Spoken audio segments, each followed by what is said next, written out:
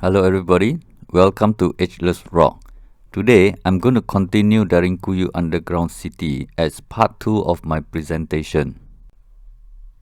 In part 1, I mentioned about stone doors with questionable reasons why they were used as doors. We have stone doors with and without holes, a 500 kilo door too heavy to drop down. We have doors too thick and easy to topple over, doors too big to turn for the tunnel. The oddity of a super heavy door doesn't make sense to me.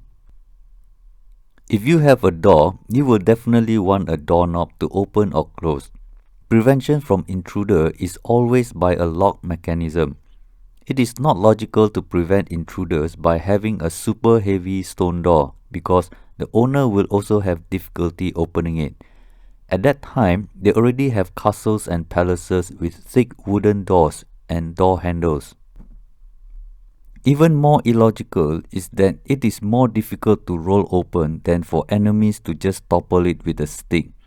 A 500 kilo door is a good idea to prevent intruders. There should be a lot you can find for castles and palaces during medieval times.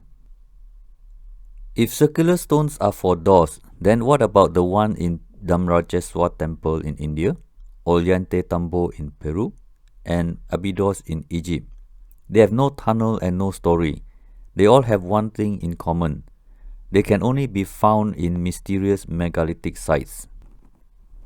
Take a look at this view. The plaster at the bottom was added recently to prevent it from rolling down accidentally. It was supposed to block this entrance. It is very hard to roll down, especially without handle. But I think it takes less effort for enemies to just topple it with a wooden stick from the other side.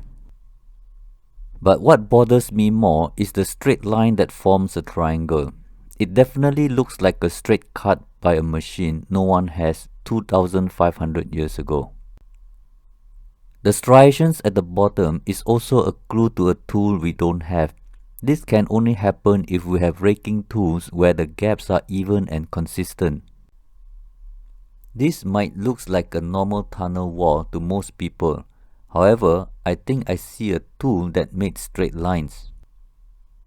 This might not be very obvious and I could be wrong, but it is straight and long. It cannot be the result of natural formation. Just interesting to note that it is possibly done by a raking tool. Look at this shaft. At first glance, this shaft looks like a normal shaft. But I can see the mysterious gear tracks on both sides. This is clearly the same tools as those around the world. These mysterious gear tracks are probably everywhere if you know where to look. You can check out the mysterious gear tracks compilation in another video I made earlier. I don't have a word for this tool mark. The term gear track is just to describe a row of rectangular holes which could have been done individually. There are too many tunnels with only 3 or 4 feet tall. Some are even 1 to 2 feet wide, which begs the question, what tools did Anatolians use to make small, narrow but long tunnels? What are these tunnels for? Speaking about tunnels, these ventilation shafts look like a normal tunnel, but the tool used was definitely making a circular motion. The circular striations seem to show a good depth for every spin. That means not only was the tool spinning, it was a powerful force going downward. Let's take a look at Zoroastrian religion. God Ahura Mazda instructed Yima, who was a shepherd, to dig a hole into the ground in preparation of a terrible storm to destroy humanity which has gone wicked. Yima was supposed to dig into the ground to be safe. Then Yima looked for a kind couple and together they brought all the animals 2 by 2 into the underground cave.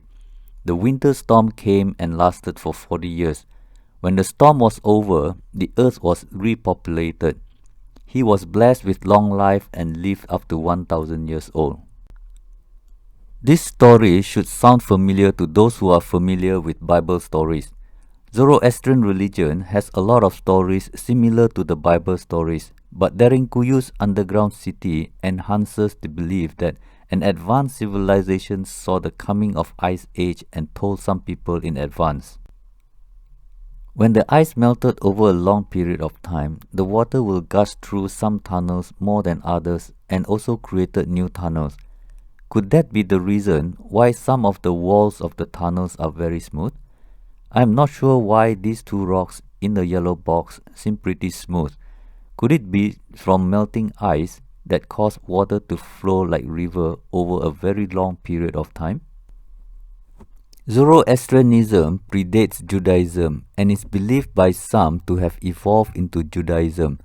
If global flood stories were recorded through religion, then Zoroastrianism could have recorded an ice age, while Judaism recorded the aftermath of an ice age, which is the flood. Maybe the melting ice on the surface were flowing through the tunnel system, and the stone doors were to control the flow, where those with holes will have more water flowing through than those without. Water erosion might also explain why the stone doors and the walls are smooth on the inside, while the stone doors on top of the surface is still rough. Today, we are able to predict the weather. We also can predict natural disaster. Hurricane formation can be seen from satellite images. When the 2004 tsunami hit Indonesia, we can predict when it will reach Indian shores based on the speed of the waves. Maybe, in the future, we can predict the climate on Earth or Jupiter sooner than you think. So Derinkuyu underground tunnel system is going to bolster alien theory, where an advanced civilization predicted the ice age of younger dryas and naturally selected the good genes for future generations. One thing that really bothers me is that nothing in the tunnel here was made of wood, but the house and everything in the house above the ground, where normal people lived in ancient times, were made of wood. If you need a chair, would you carve into a bedrock to sit, or just bring some woods to make chair? We have power tools today, but we use wooden chairs. The ancient men with chisels prefer to carve into the bedrock to sit. Does that even make sense? If you need a bed, would you carve into a bedrock to sleep on bedrock, or would you make a wooden bed with cloth and straw to make it comfy in the chamber? If some chambers were used as rooms, how come there isn't even one wooden door? In ancient times, we have to burn medieval stone wall torch as lights to see. What did the supposed few thousand people who live here for many years use for lights? There should be hundreds of whatever light source they use all over the cave. Interestingly, the underground cave built by Yima has the ability to lit up by itself. Everything sounds crazy if we have yet to reach that level of technology required for certain product. What if in the future we are able to combine motion sensor, paper-thin light bulb, and bioluminescence into the most advanced light bulb? Then this story of Yima in a self-lighting cave would not be so crazy after all. Everything here seems like it is not clear, not sure, not verified, not confirmed. The only thing I'm sure here is that you cannot smoke. If we are to conclude objects based on what we think, then I think I found the men's washroom in Derinkuyu's underground city. It has no door because ancient Turks were open-minded people and has open concept design. Well, that's all for now. Thank you for watching my short presentation on underground city of Derinkuyu, and see you next time. Sonra görüşürüz. Güle güle.